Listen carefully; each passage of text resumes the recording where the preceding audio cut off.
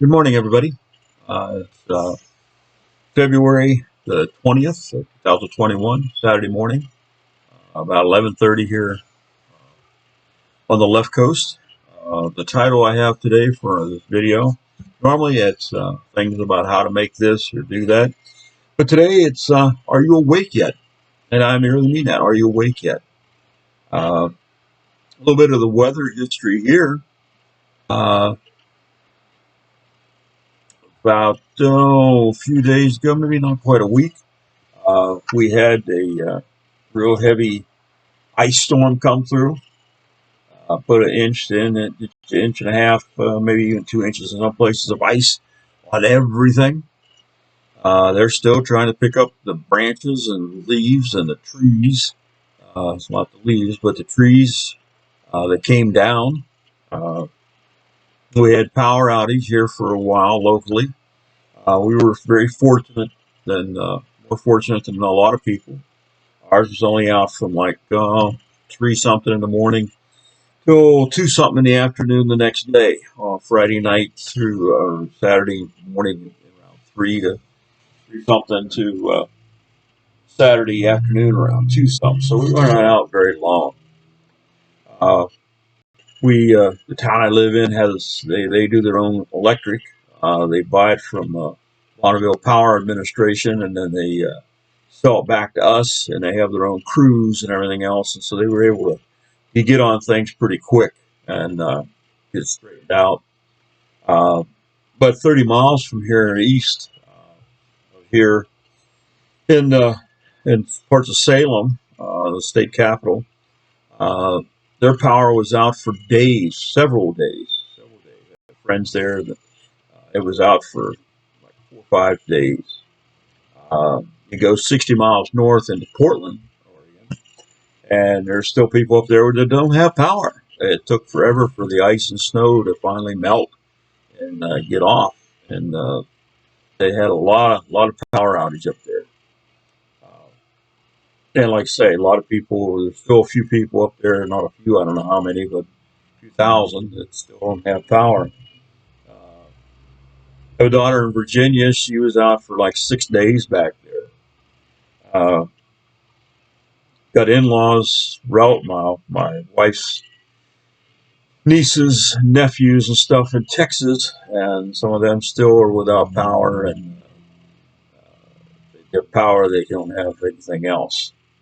Um, so, if you've been watching the news at all, or maybe you lived there, lived through it, uh, the cold Arctic air that came down and went way south, all the way down into Texas, and froze everything up, uh,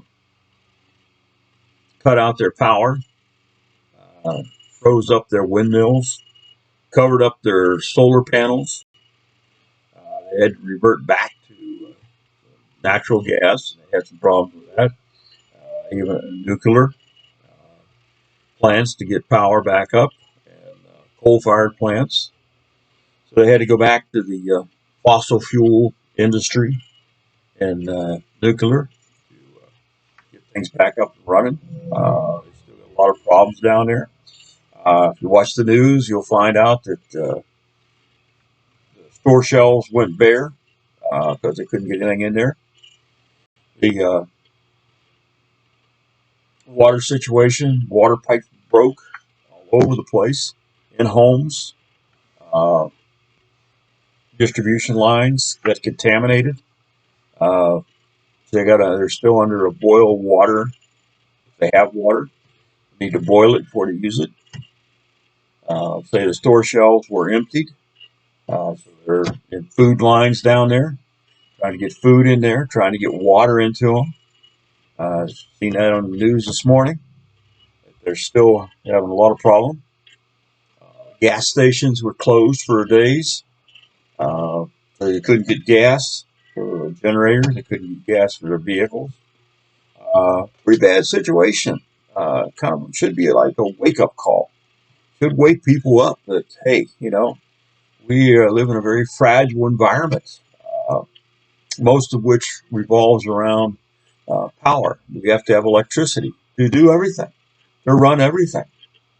And how we do that, there's arguments have already started on, whether windmills and solar panels are really sustainable as far as when you get into this kind of weather conditions, how that works out.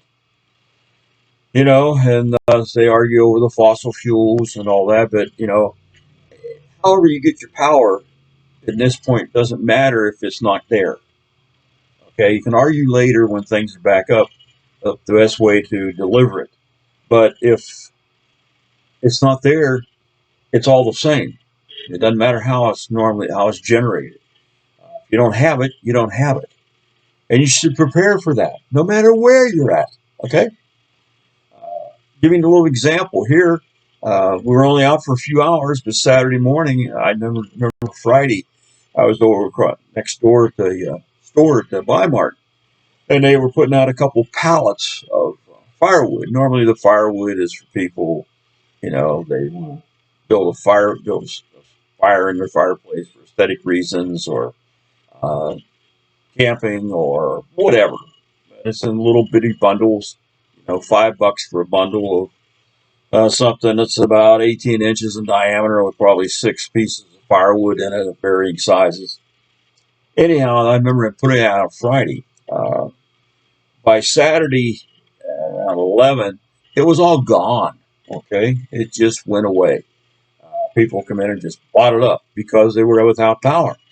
So they were cranking up stoves and fireplaces and whatever if they had it. And so that went away real fast. The power was out, and they were still letting you in the store. It was cash only. And if you needed something, whatever you needed, they guide you back there with a flashlight, let you get it, and pay with cash. So they were marginally open still. They had prepared in that respect for it. So cash was king. Well, obviously nobody went to the ATM and got cash out because there was no power, so the ATMs were down. So you didn't have any cash on hand. You were out of luck as far as buying something.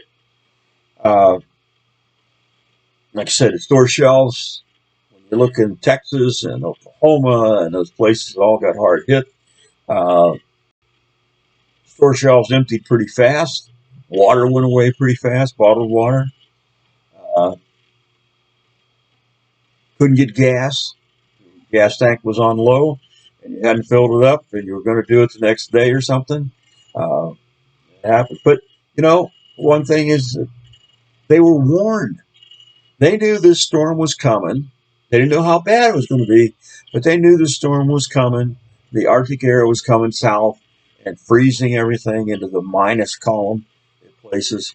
They knew it was coming, but they didn't prepare. A lot of people did. Okay. I'm not here to point fingers or anything like that. I'm just saying, when they tell you a storm's coming, well, maybe you ought to be kind of prepared a little bit. Stock up a little bit on food and water if you don't have it already. Okay, where I'm at here, they said, yeah, 2 days before, 3 days before. And it got closer. They kept saying, yeah, it's going to be, there's going to be ice. There's going to be ice. It's coming this far south. It's coming out. Okay. We were not expecting this kind of an ice storm. We haven't had one in a lot of years with an inch and a half, 2 inches ice on everything. And I know when the power went out of my house, it was starting to sound like a shotgun going off outside all the time as branches broke and snapped and what have you. And a couple times, branch would hit the house as it fell down. It didn't do any damage that I'm aware of, but it brushed against it and bang against it. And so it was kind of discerning. Uh, Personally, I didn't have a problem. I have more than enough flashlights. I have candles. I have lanterns. Okay, I have all that for lighting. I have that I've showed you before, the little stove, little one burner butane stove with a bunch of butane bottles. Uh, where I'm at here in assisted living, not assisted living, but independent living, they still furnish our meals. The big house, which has like 60, 70 people in it, and they're assisted living over there. Obviously, they didn't have any power. They've got a big generator. It's natural gas fueled, and that cranked up, but that only supplied electricity to the kitchen so that they could cook, and it only supplied uh, power to the emergency lighting in the hallways so that people could exit or move around.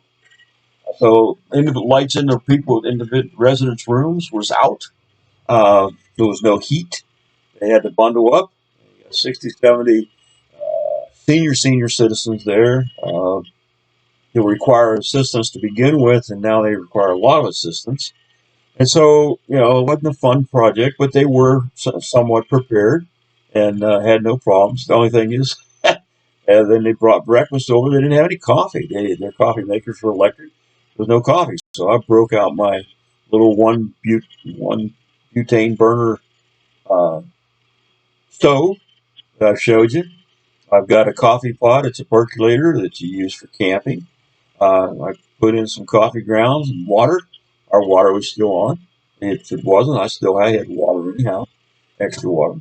And I brewed up some coffee, and I brewed a couple of pots, filled up a big thermos, and went to some of the neighbors and shared it with them. Uh, really nice on a cold. Things were starting to get cold. It was way below freezing still. Not way, but it was below freezing. Down around 30, 28, somewhere in there. So things weren't warming up, and they appreciated a nice hot cup of coffee. Uh, I'm not saying, whoa, how great am I? That's not what I'm saying at all. I'm making a point. Point is, I was prepared. Nobody else around here was. Nobody in these independent living things had anything set up or anything they could use. They just didn't have it. So what I'm trying to say is, if you watch the news, you can watch the news today. Fox covers it pretty well. Uh, a lot of stations cover it really well. What's actually happening in other parts of the country. Focuses on Texas. Texas has their own power grid down there. There's three power grids, one for most of the east and central, and then the west coast, and a little bit the northwest, and then Texas. The three power grids. And Texas has relied heavily on windmills. They rely heavily on solar. Uh, I'm not bad mouthing it. I'm just saying that's a fact. And under normal circumstances, it works just fine. Uh, Nobody's expecting that kind of a cold wave coming down that far south. And so consequently, they're caught off guard somewhat. Uh, but they need to prepare for that time when things don't work out the way they're supposed to. You know, how do you prepare? I'm not telling you to go out and spend, $600, $800 to go buy all these groceries and water and everything. Every time you go to the store, though, buy an extra can of something. Buy an extra box of something. Buy an extra gallon of water and store up some water so it can get you through a few days. That's what this was down there, a few days to a week. Okay? FEMA uh, tells everybody that we should have, weeks worth of food, depending on which one of them you look at, which site. They'll tell you, well, we need up to 3 months worth of food and water. Okay? That's up to you. I would say at least get yourself something a little extra. Food, water. Figure out a way to keep warm. Now, you can go on Amazon and you can type in uh, indoor propane heaters. And it got everything from something that's thousands of dollars all the way down to something $60, which uses one little thing and a little thing, and it's good for inside, but it gets your hands warm. It can get you warm, somewhat, and then everything in between. Okay, a little cook stove, a little stove like I showed you in one of the other videos. It's $19, $18 and something. Okay, butane tanks. They're like $2.49 a piece. You know, get a few of those, and now you've got something that you can use. Go to the camping section and buy you a $15 aluminum percolator coffee pot. Buy some those little small filters that you want to stuff in there so you want grounds if you don't want them in the coffee. Okay, buy you an extra thing of coffee and have it. So if you're a coffee drinker, or hot chocolate, where you can warm up the water and have hot chocolate, or tea or whatever is your fashion. Okay, but just do it. Just buy a few extra things at a time. That's all I'm saying, so that you're prepared. You know, it's not about the apocalypse or the end of the world. It's about natural disasters, and they happen everywhere.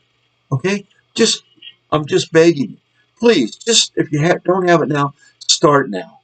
If you have some now, get more. But stock up. Be prepared. Don't rely on the government. Okay, as far as I know, FEMA hasn't even got to Texas yet. The National Guard hasn't got there with a whole lot of water and food to pass out. It's mostly church organizations and other state organizations that have stuff, and they're passing it out. They get volunteers from churches and other organizations down there working. Okay, don't rely on the government. Okay, it's like an emergency with involving the police. When seconds count, the police are minutes away. All right? I'm not bad mouthing the police. I was a police. I was a cop. I was a state trooper. All right? I'm proud of that. Okay? The guys and gals put their lives on the line all the time. But they can't be every place at once. And they can't go every place at once. And you may be low on the priority list. They go by, it's like a hospital and triage. They take care of the most critical first. And so take care of yourself first, okay? So with that, I'll quit rambling, quit ramping, and I'm wishing you all a happy, good day. If you would subscribe, comment, like, I really appreciate it. Thank you.